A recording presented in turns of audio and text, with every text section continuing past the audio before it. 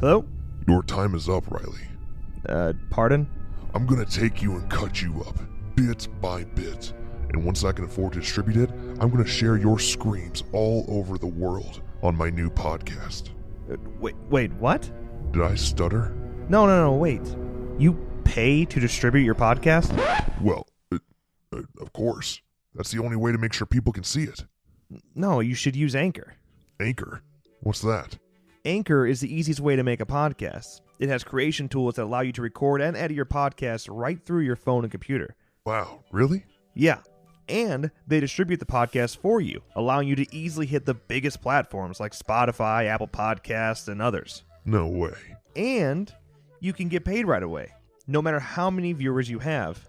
And guess what? What? It's 100% free. No. Yes. That's impossible. I promise you it's possible, and you can check for yourself right now by going to anchor.fm and signing up.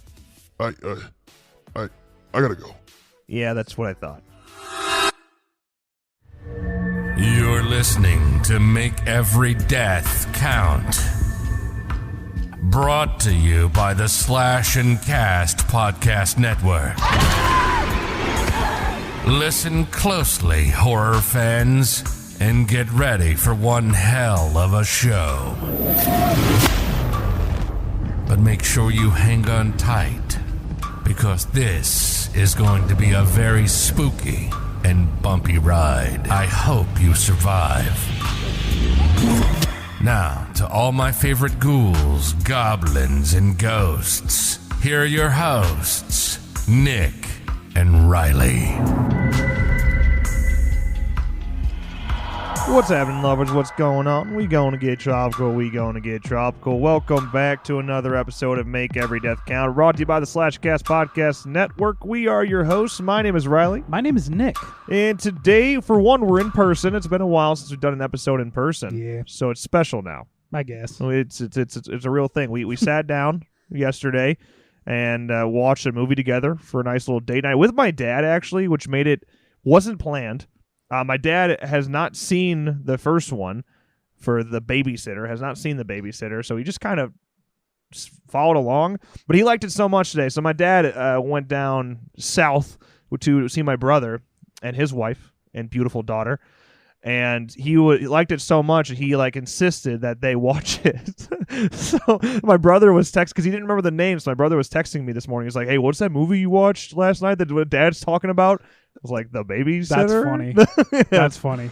Yeah, so the Babysitter Killer Queen just came out on September 10th. It is a sequel to The Babysitter, which obviously if you haven't seen, I recommend clicking away. We are going to go into some spoilers, so I also recommend clicking away if you haven't watched it yet. It's on Netflix, though. Yeah, so. You don't absolutely need to see the first one to understand the basic plot of the movie. Yeah, the only spoiler there really is for the first movie is the fact that there is a second one. So you kind of can put together an ending, sort of, to a degree. But other than that, I mean, what the events that play out in the first one are not all that important for the second movie. It's just the people that are within it are also in the second one. Yeah, we enjoyed The Babysitter quite a bit. Yeah, I love that movie. That one is more, I would say, in the realm of the 80s. It's very nostalgic, 80s, kind of like Stranger Things. It's shot very similar to Summer of '84. Yeah, I agree. Yeah, this one is as well. And I will say that's the first thing that was catching my eye. This one felt very 90s to me. Although they do reference time and time again, they reference several different 80s tropes, things like that. Camp Crystal Lake and Friday the 13th, the that was joked about multiple times throughout the movie. But they do things where, for example, when Cole is talking to Melanie, whenever they're talking, everything else around them goes into slow motion, which I thought it was a cool effect to have. But that's just so fucking 90s. That's so teen. Yeah. It's like a teen movie. There are several little points, references back to the first one that I think would be a lot better to watch back to back. Yeah, there were definitely a lot of direct references that we were just like, oh shit, Oh yeah. They're most of them are pretty obvious. Like Yeah. it's gonna be kind of tough for you to miss them as long as you've seen the first one at some point. You'll be able to put it together. But yeah, with Melanie and Cole, anytime they talked in this one, everything else behind them was in slow motion At the school. at the school. So yeah. there was so many people in the background moving super slow. Yeah, which is cool. It's a neat little effect. It's not even really effect. It's just like you have to act that out. You can't really just do that digitally. You can technically, but I guarantee they just told all these extras to walk in slow motion, which would be weird as shit.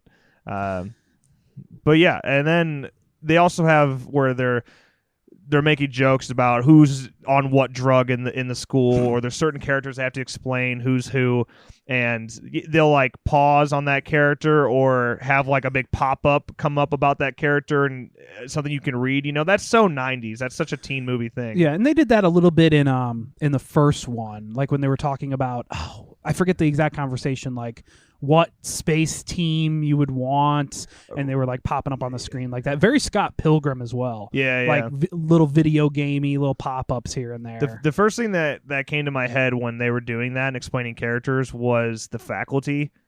When every character's introduced in the faculty, they like freeze frame on them and have their name come up on the screen. So that's what it reminded me of. That's why I go to 90s with that kind of stuff instead of 80s. But I mean, that kind of stuff's been around forever.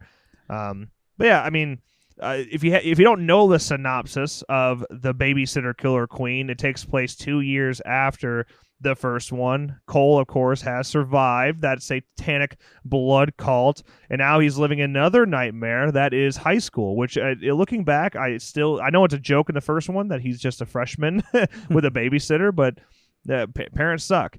But yeah, the demons from his past are now coming back and still making his life hell these 2 years later. Which, of course, the whole fact that it is 2 years later ultimately ends up being an important sort of plot point. Yeah, it's a plot point, but there's no real reasoning behind it. Yeah. It was just like, they were just like, hey, it has to be 2 years. Like, we had to wait a whole 2 years. Like, why? Why? Yeah. Yeah, I don't even know how to, because it's kind of hard to talk about this movie without talking about the end. I'm dodging that for now. But if you go like just point by point, they're trying to go. Where are they even going? Is it like a spring break thing? I don't know if it's a spring break or literally just a weekend. I thought it was just they were skipping Thursday afternoon or Friday afternoon and hanging out. But then it was like they were spring breaking. Yeah, there was just so many people there when they first got there. At the beach, yeah. Yeah. Maybe we just missed that. Maybe. That's what happens. When my dad's in the room, that's what happens. You miss plot points. It's true. But yeah, ultimately they end up getting on a nice little houseboat, and this satanic thing ends up happening. Of course, we find out that Melanie has signed the book as well, and she's in it the whole time, ends up slitting the throat, making another sacrifice so now they need Cole's blood again. They never make it clear in the movie at all why it is they need Cole's blood specifically. Literally, that's never explained. It's just kind of the movie says it needs to happen, so it's happening. Because in the first one, it was they just need the blood of a sacrifice and the blood of the innocent. Right. So obviously he's a kid. He's got innocent blood. They could have done it. Obviously, in the first one, he stops that from happening. I don't know if that was like a second deal with the devil, that it had to be his blood, or if they did just need the blood of an innocent, and they're just like, fuck it. Let's get him back. I think the main thing we're supposed to pull from it is the fact it's like unfinished business for them, I guess. Yeah. Whatever. I don't think they needed the Cole's blood. Yeah. But I think it was just kind of like, unfinished business. Because it suggested, I don't remember if it was said in the first movie, but it suggested that B has done this many times, and the only reason she's a babysitter is to continue to collect the blood of the innocent. Yeah. For the devil himself. So. Yeah, I don't know. I don't know if that is said in the first one or not, but it's suggested in the second one that's exactly the case. But yeah, then of course the whole 2-year plot point is they are, after they die because of this deal they have with the devil, they can come back to life for a night and try to finish the cult or try to finish the sacrifice and get whatever they want until the sun rises. So all of them come back, and but like they're not alive. Yeah, that's the thing. They say they're alive, but they're not. Well, because I mean, you hear like Bach, for example. You hear him say that you're looking at a beautiful ghost. It's yeah, and then they get decapitated and they're dead. It's really weird because it's tricky to figure out what they are because they're not alive, but they can die. And they're they're invincible to a point. Well, why is it though? Because like when they die, they can come back 2 years later. That's what the thing said. But why is it that in this one they die again and they all can come back through their little things at the end? Yeah. Yeah, just because the ritual. I don't understand. Yeah, maybe. Little confusing, and that's what a lot of the negative reviews are, is that there are just plot points that don't make sense later on in the movie, which definitely agree with. Yeah, we'll go balls deep into that in a second with how weird the ending gets. Yeah. But yeah, from there on, it's just one big chase. You have your OG cult, all of them are back, except for B. We don't see B, we just see flashbacks of B. Up until the very end of the movie when she finally does make her return, which is in the trailer, so we knew that was happening. And they kept that a secret for forever. They never announced her. Even when the trailer came out, they never added her to IMDb. They never said, yup, she's back. They didn't. They literally she's on IMDb now. Well, she is now, yeah. But they pretended that Samara Weaving just was not part of this movie, which brilliant marketing. Because it was a nice surprise to see her in the trailer and then throughout the movie recruiting, flashing back and recruiting your previous now demons. Yeah, I guess they do say that they are demons. That's what Cole describes them as. I don't. It doesn't really make sense, but whatever.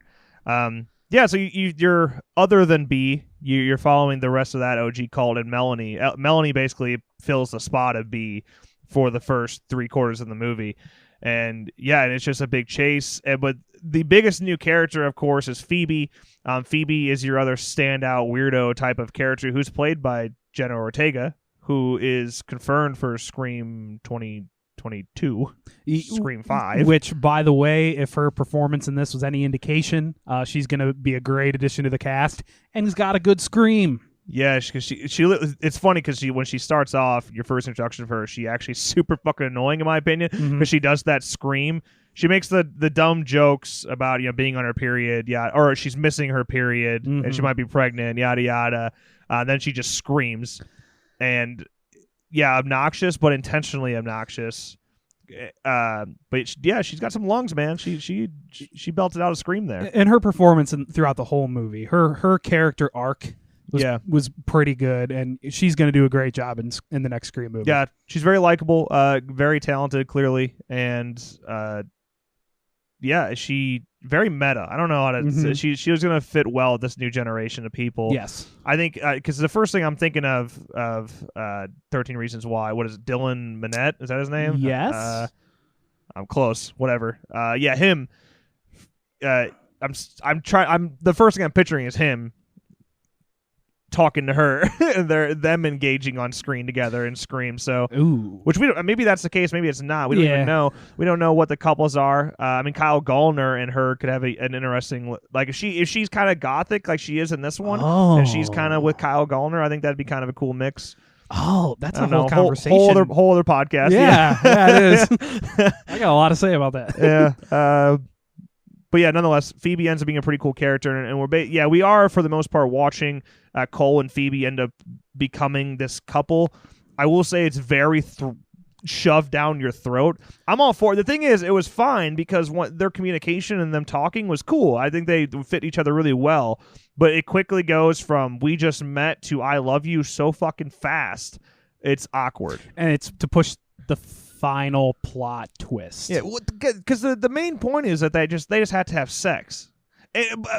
Because the reason they make it more of an I love you scenario rather than just having sex is because he says it's not worth it unless you work for it. Unless like I can't remember what the exact quote is. Taking shortcuts. Don't take shortcuts. Yeah, so he had to actually love her for it to be right. But. Yeah, and I guess something to say. Do we move into a little more spoilery talk? Yeah, I mean, yeah, go ahead. So throughout the movie, you have Cole's dad. Yeah. And Melanie's dad. Yeah, and by the which way, is very funny. Probably one of the best supporting characters in a Netflix movie I've seen in a long time. Yeah. He's funny as hell. So they're involved throughout the movie, and they come, and yeah, the reason is Cole's dad takes Cole out of the equation.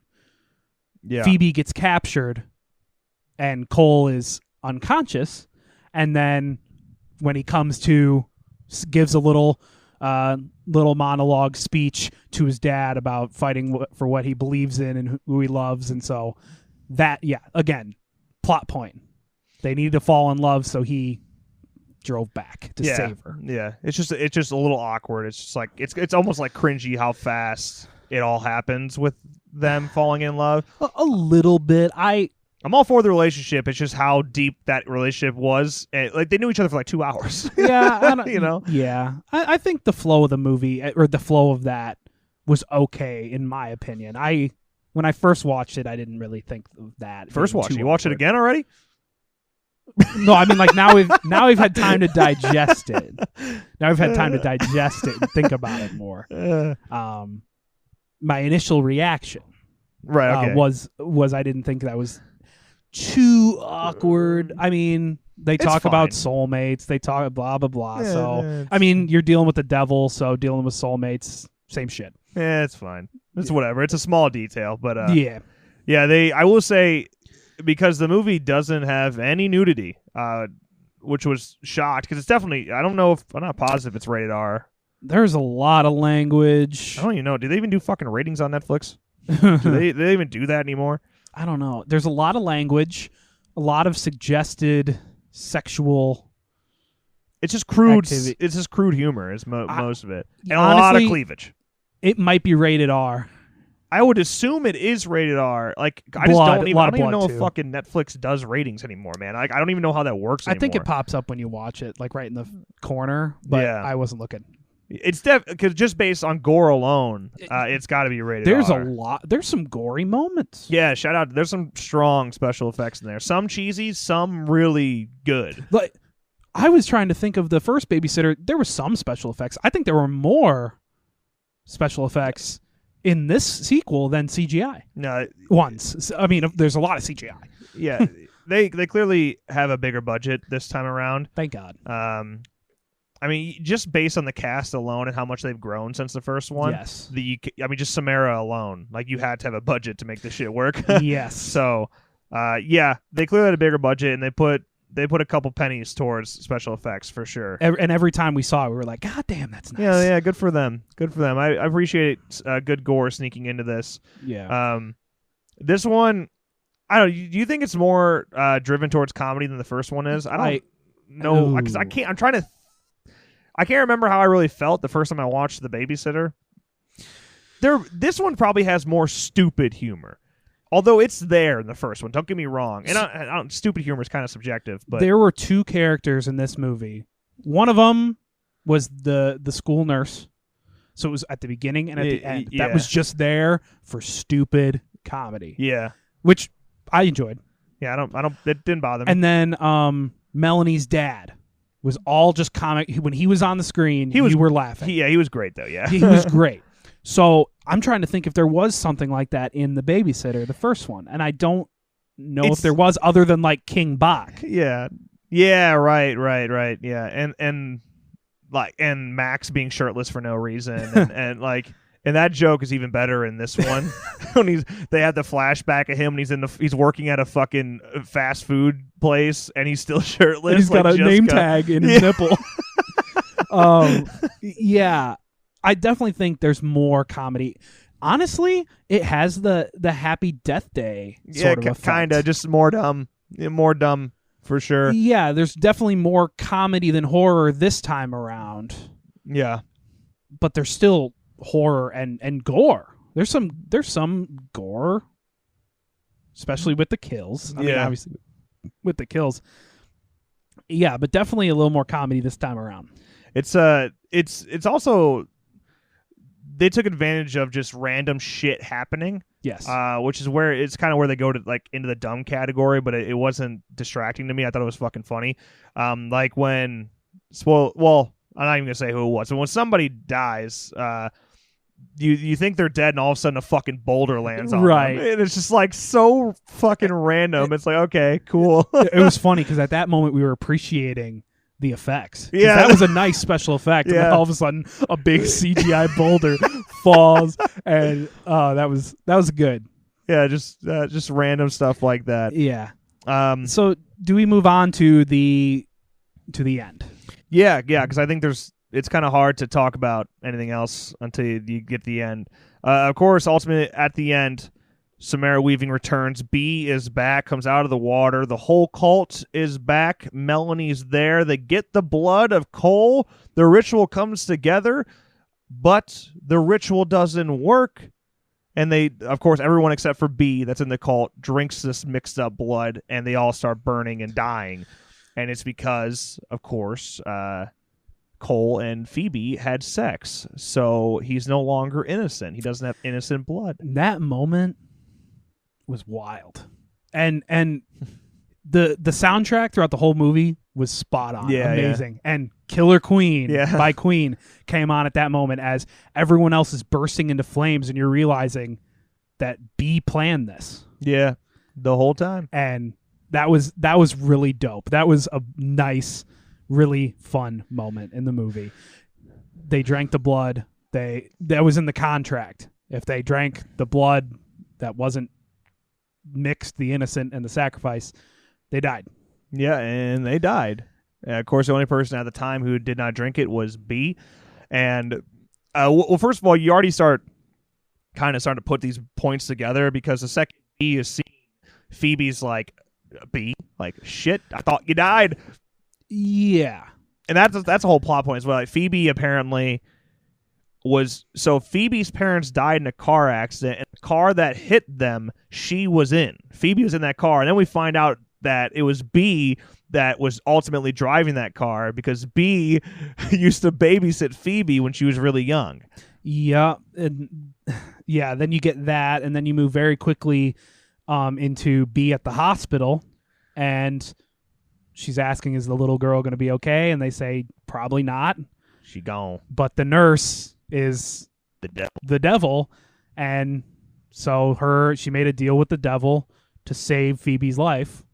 And we had to look it up after. Yeah. But her deal was to just recruit more people into the cult. Yeah, and that's where it's suggested that she has done this many times with kids she's babysitting. So that means every time she's done it, she's had to recruit other people to make deals and get whatever the fuck they want by sacrificing and taking the blood of the innocent. But on that night with Cole in the first movie, Cole she actually liked. She had a unique connection to Cole, and then Cole said, "I loved you," after he hit her with a car, and that she said that moment changed her. And that's when she made the plan to get Phoebe and Cole together. And here we are, Killer Queen. Yeah. Looking back at it now that, we looked it up, figured out the whole thing, makes sense, really cool, deep, very deep. Yeah. And then she even said, they were like, how'd you know we were going to fuck? How'd you know we were going to have sex? She's like, I didn't, but you would always tell me, Cole, the right person comes along and and very heroic moment there. Like, it all comes together and you're like, holy shit. Yeah, I will. Like, there are a lot of things you'd be like, that doesn't make any fucking sense. Oh, yes. Like, and that's where a lot of your bad reviews are coming from. Currently, by the way, the movie sits at 6.1 out of 10 on IMDb. I think that's pretty fair. What's the tomato score? I bet. Well, I can tell you the Metacritic score is 30. Really? Yeah. So. Okay. I guess I can see where it's just plot points that don't really connect. Or make I don't sense. want to say that it's forced, because I don't really think that's what it is. I just think it's very fucking ambitious. Like it's a whole lot to take in that all of this was planned. This new character had this relationship with a character we already knew this whole time, and none of that was very prevalent in the first movie. So it's like, why was she such a cunt in the first movie? That's kind of like what. Yeah, it's a lot to take in. But Cole was ultimately what changed her. It's just it's did what Happy Death Day did. The second movie sort of invalidated some points in the first movie. Just completely, just doesn't make sense.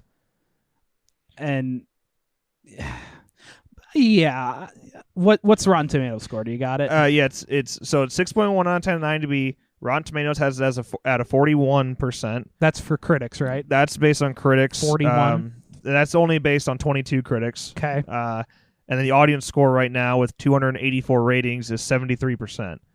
That's exactly what I figured. Yeah, I figured it'd be around 40 to 50% for critics and decently high. It's The Babysitter, and now its sequel, Killer Queen.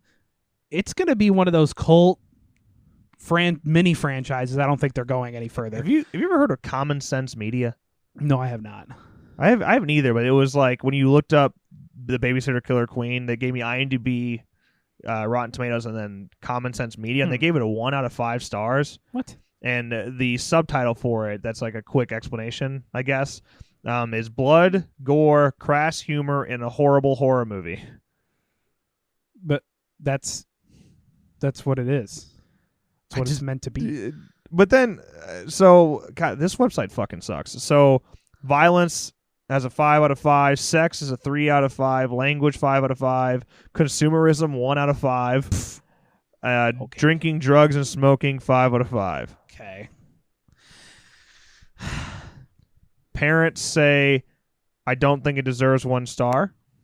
That's out of 1 review. There's only 1 on there. Kids say, age 15 plus, 4 out of 5 stars. I don't know. This is a garbage website, and it should never, ever come up ever again. We can acknowledge, that a movie is bad, but we still enjoy it. And I don't even think it's bad, though. I don't think it's that bad, right? I think it's a decent movie. It's hitting a very specific target audience with a very specific goal. Yeah, and it's with some of those minor plot points, and I guess some dialogue is a little cheesy, but like that's what the first movie was too. You can't be like, hey, we're gonna fix that. We're gonna change the way that these people from the first movie talked. Yeah, right. And I think they're even trying to hit some of those tropes in the way that they talk as well. I think it's intentional. There are really no lines or nothing, because it's all intentional. The thing is, the movie's not going out there to be a fucking blockbuster Oscar contender. That's why it dropped on Netflix with no hype to it. The first one, right? There was no hype to The Babysitter. Not like you see, Stranger Things is on fucking NBC. A commercial for Stranger Things on NBC. Oh yeah, right. Like there was so their marketing budget limit. Even in this one, dude. It was 2 weeks before the movie came out? Yeah, the trailer drops. Yeah. I mean, we knew it was coming out, but we heard, 6 months ago that they were casting. Casting. They only added a couple people. Yeah, I don't know. That it's a movie that is bonkers, some crazy over the top gore. Really, yeah, some cheesy. I don't like the dialogue is not cheesy where it's like cringy. It's just cheesy because it's meant to be fucking cheesy. Yes. Yes. Yeah, all the characters are good, including your newcomer Phoebe is great. Melanie getting more time on screen was awesome, and of course we've seen her in Dr. Sleep, so seeing her shine a little bit more brightly. Yes. Her cleavage is all over the place, so if you're just looking for that, she is a good escape for that. She's 18, by the way. I don't think so. You think what did they film this? Because the first thing it says when you look up like the parental guidance thing is that the character is 16, but she was 18 when they filmed this, and her birthday is May 6th. All right, so she turned 18 just a few months ago. They didn't film this in the goddamn pandemic. That bitch was 17 when they filmed this, and her tits are everywhere. No nips. No nipples. No, but dude, like, can you imagine? Her tits are out. Can you imagine low cut? Like me as a director asking a 17-year-old as an adult like me now, like a 23-year-old man asking a 17-year-old, we need you to wear this extremely, revealing top the whole goddamn movie. No questions asked. Mom, yeah, dude, like wild. And so listen, I can't even believe they let you do that.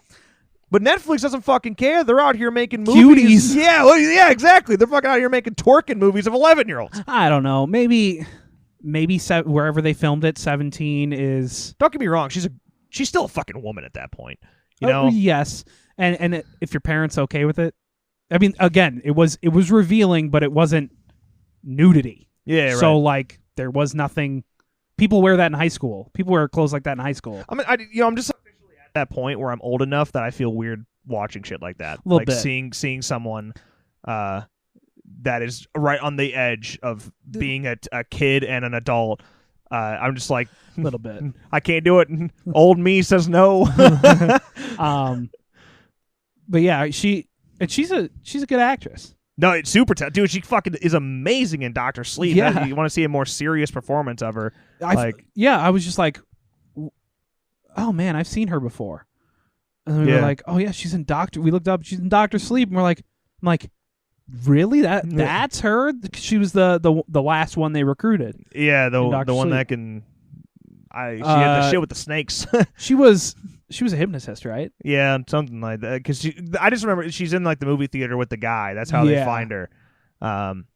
So I think she was a hypnotist or something. But in a Doctor Sleep, yeah, she's very talented. Tell you what, like you got Samara Weaving out of The Babysitter, and now you got her breaking out. The Samara Weaving is Ready or Not, right? I'm not. Yes, I'm not, correct. Because she looks a lot like the other chick, and it confuses me sometimes. I can't remember the other one. I don't know, but yeah, they made a Ready or Not joke, didn't they? Oh no! It's because when the two dudes, the other new characters that are part of the cult thing that were like recruited by Melanie, they like blow up, and I was like, dude, that's like, is that an intentional reference to Ready or Not, or what are we doing here? Because it was like how they all died at the end of Ready or Not. They like blew up. I mean, yeah, make a deal with the devil. He can't. Yeah, you can't. That's kind of what it seemed like. It was weird. You can't escape a deal with the devil.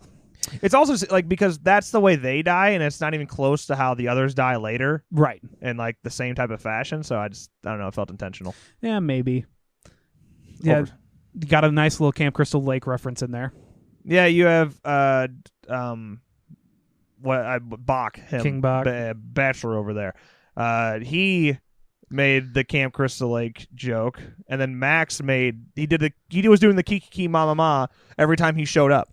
Yeah, thought it was funny. And then we had King Bach say, I didn't even die first. This is a post Jordan Peele era horror movie. I'm really curious who wrote that line. Like, did he? What's something that has always kind of confused me? How does a white writer write a line like that? I'm not even saying it's offensive. Just like, how do you do it? Like, how do you hand off as a white writer? How do you hand that off to a black actor? Because you're acknowledging the industry. I mean, yeah, killing off the African American characters first. It's so hard because I'm the reason I was mentioning it because I had to, because when we were writing the Fall Camp Blood, we were writing for Levante, who was a black man, and very much was trying to poke at tropes of the 80s horror genre, and writing that is so hard. So I'm like curious how much he went into improv there. It is totally fucking true though. We do the post Jordan Peele horror is changed. It's changed a little bit. By the way, how many movies can you think of where the black guy dies first? I can't think of one. No, I can't really. I feel like that we just made that trope up. I feel like horror fans made that trope up because I can't think of any. Maybe in the indie scene. You know what's even worse than that? There just aren't any black characters. They're not even there to fucking die first because they're not there at all. That's way worse of an issue. I mean, yeah. Get that shit together. Yeah, I think mainly on the indie scene, maybe, and maybe it was just a meme this entire time. Not a meme, a myth. Yeah, I really can't. I'm sure there's some out there, but I always just feel like that's something we just kind of pretend is a trope that's not. It's a way bigger issue, the fact that there just aren't enough black characters in movies in general, but the horror genre for sure. Yeah. I wouldn't be surprised if a decent amount of the Babysitter Killer Queen was improv, especially by your returning characters, your returning demons. I think they're good. I think all of them could handle improv. So I think, even Bella Thorne can as well. What's his face? Shirtless guy. Max. Max. I bet 99% of his lines were improv.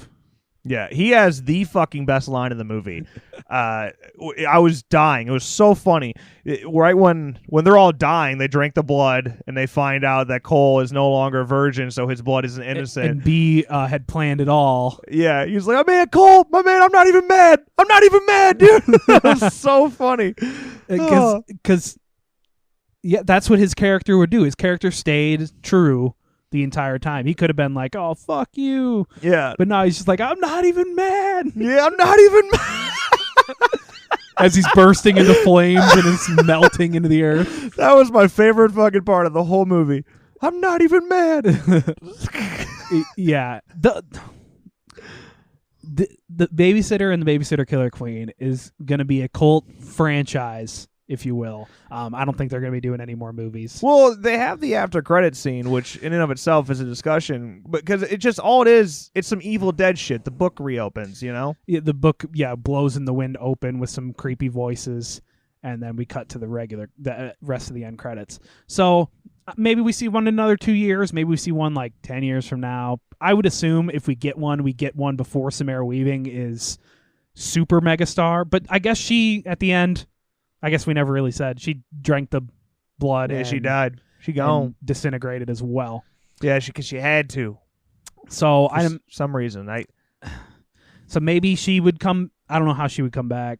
Maybe she's actually an evil bitch, and this was part of her contract, her deal with the devil, and it was a ploy to get all of them to come back. Yeah, and then in a couple years, she's just like, oh yeah, that was all a plan.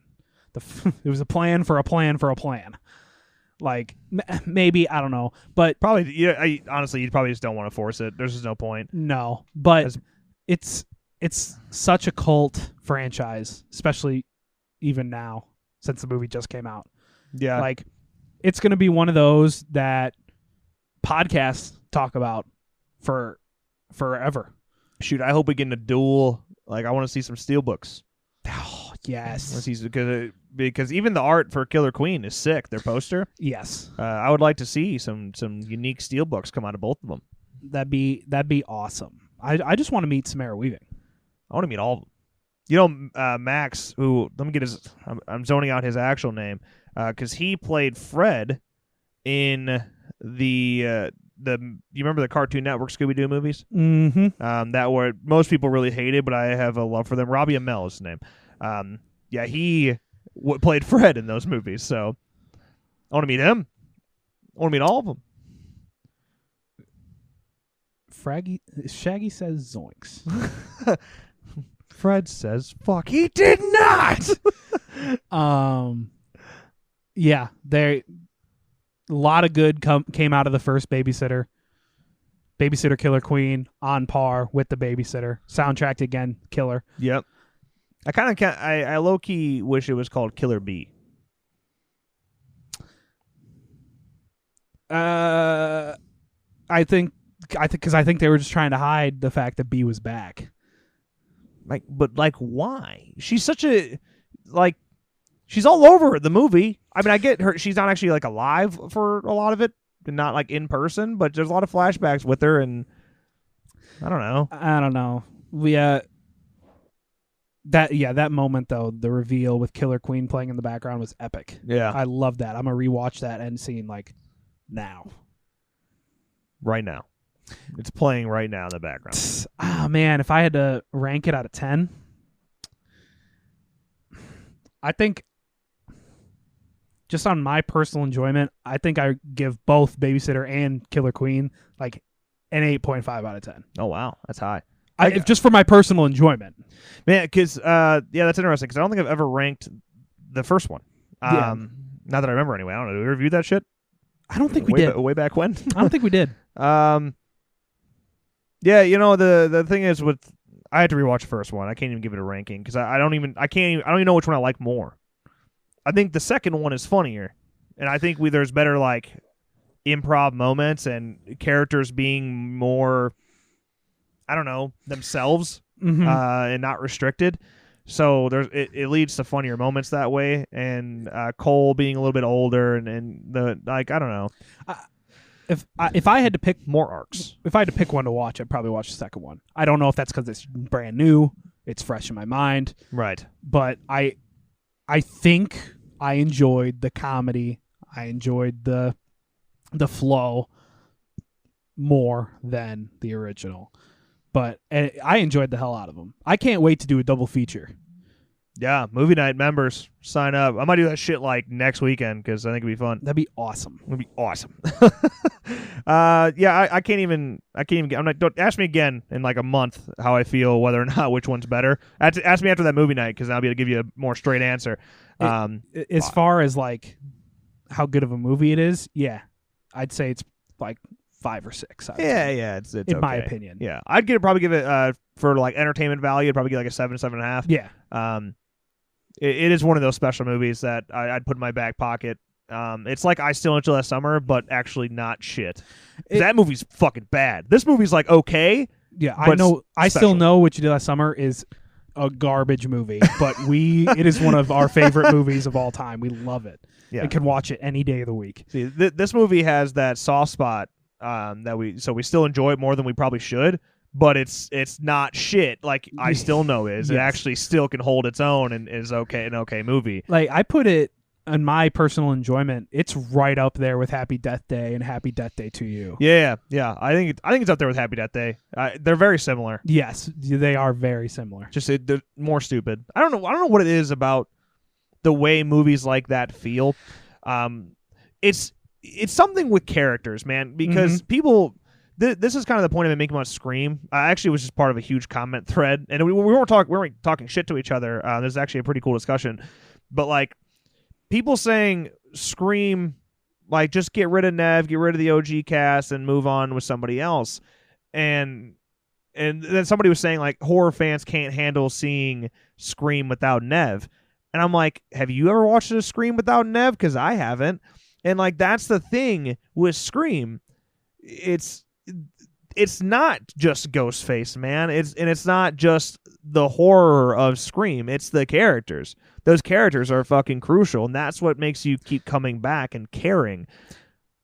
I don't know. Maybe there's something just with that strong female type lead, like in Happy Death Day. I mean, obviously, it's a little bit different. I mean, you have Cole, but then you also have Phoebe, and you have, and I mean, well, because B's. Something is so likable about B, despite her in the first one being a complete bitch. Yeah, I mean, and that's the thing. You build these likable characters. You have a movie that people are going to enjoy more. You relate more. You feel like you're in the movie a little more because these characters are not shit. It's like I think I have a very special place in my heart for what was teen movies in the 90s and early Agreed. 2000s. And when teen movies like that, they're not quite as cheesy as those per se. I think when you could sneak that into the horror genre, it fits a very special trope that I really love. Truth or Dare.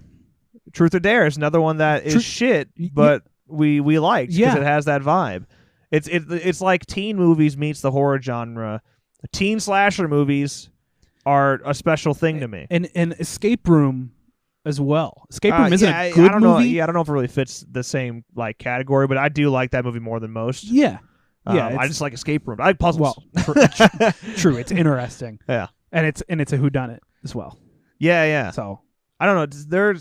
We have a podcast planned in the future that we're like in the midst of like prepping. That's what is special about teen slashers and what what is a teen slasher, because there's so many different definitions of it that we already know.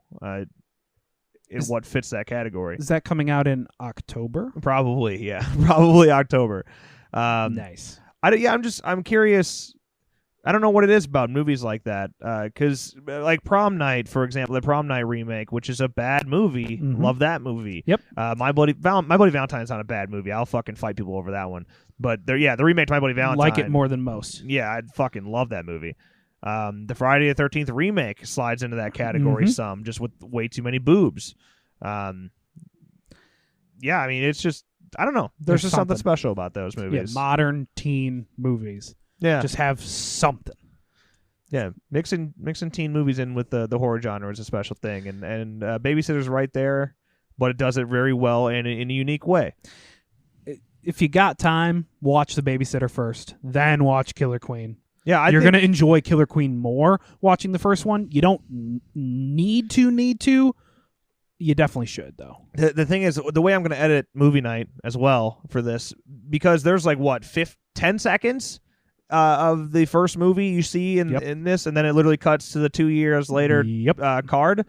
So it's perfect for watching in one unit, like one movie. So that's how I'm going to cut it together for movie night. It's going to go right from, B being hit by the car and shit, and then it's just going to cut to the 2 years later card. We're going to cut out the end credits scene. Yeah, because I don't think it's necessary. We know. I mean, it's explained that they didn't find any bodies. Right. Or they couldn't find her body. Yeah. Can we talk about that before we move on? I think we're just stupid. I think we're just stupid. I believe they said that the only bodies they found were of the cops that Samara Weaving, that B, took out during the end or the mid-credit scene. I think all the other bodies were gone. Well, but my God, look at the fuck. Okay. B says nobody believes Cole. No, but not even his parents. His parents are saying he's nuts. So B was there that night. B was there babysitting your son. Okay? And she can't be found. And there are dead cops and a fucking car through your house. And you don't, not even just a little bit, fucking believe him. Not even so much that the cult was a real thing, but the fact that these teenagers tried to that were like trying to be demonic or satanic or whatever, like, why does nobody fucking believe Cole? Yeah, not a single person believes Cole. And yeah, that part's except for Melanie and Phoebe, which is that part's a little lost. But I at first we were just like, the only body they didn't find was B. Like, they found Bella Thorne's body and King Bach's body and was just like, no, he didn't. Nope, nobody. No, because I feel like they'd take Cole away from that. Like they'd take him away if they thought that he murdered him. He killed. But who the fuck killed the cops? Yeah, that's one of the plot points we were talking about that just doesn't really make 100% sense. I think that all the other teens' bodies were gone. I don't know if B took care of them, if something with the cult, they just disappeared. I don't know. I think the only bodies found were the two cops and then the car through the house and Cole sitting. And like, isn't Cole covered in blood? Yep. And you can't like fucking do some DNA testing and figure out where that blood, dude, like there's just so many ways to prove that something else happened rather than Cole just being loco. Yeah, I think that was definitely a plot point that didn't make sense. Yeah, a little lazy, but whatever. Other than that, it's fine. Yeah, we can move past it. But yeah, that's our thoughts on the Babysitter Killer Queen. I'm assuming if you got this far, you probably have seen the movie, so I'd like to hear your thoughts. Hit us up on the old subreddit r/slashingcast. And yeah, man, make sure you check out the rest of the podcast network. Follow us on the Twitter, on the Instagram. Subscribe on YouTube if for some reason you're not. And consider becoming a member over there as well for as low as $2. And listen, link in the bios wherever you're listening to Raise Energy. This episode of Make Earth Count is brought to you by Raise Energy. Great energy drink, all right? I'm not kidding, by the way. Let me just tell you, I hate energy drinks. I always have because I had blood pressure issues growing up. So I dodged them because all the sugar and it's just bad for you. It's not good for you. Raise has 0 calories, 0 sugar. It tastes good as fuck with a shit ton of flavors, and it's just juiced up with caffeine. I have not tried my Raise yet. I have one right in front of me. I'm drinking it right now. I am an energy drink fan. I enjoy Mountain Dew Kickstart, Red Bull, Monster. Yeah, so you I definitely enjoy will like those. Rays. I definitely think I will. Probably going to go home, put one in the fridge. Yes, if you like energy drinks, I mean, it's a win. It's a win-win because you still get energy drink, ton of energy, and no sugar anymore. 0 sugar. That's big. Yeah. So follow the link. Definitely, follow the link. I'm definitely going to try it out. Listen to the next episode of Make It Everything Count. The first thing review. we talk about is going to be, did I try Ray? Use code /checkout, 15% off your order. Thank you very much. You get a free sample pack as well. Just cover the shipping. So if you want to get 4 cans for free, which is what Nick's rocking, check it out. You get 4 different flavors. It's good stuff. That's it now. That's all I got. Got anything else? You're shrugging your shoulders over there. When's this coming out?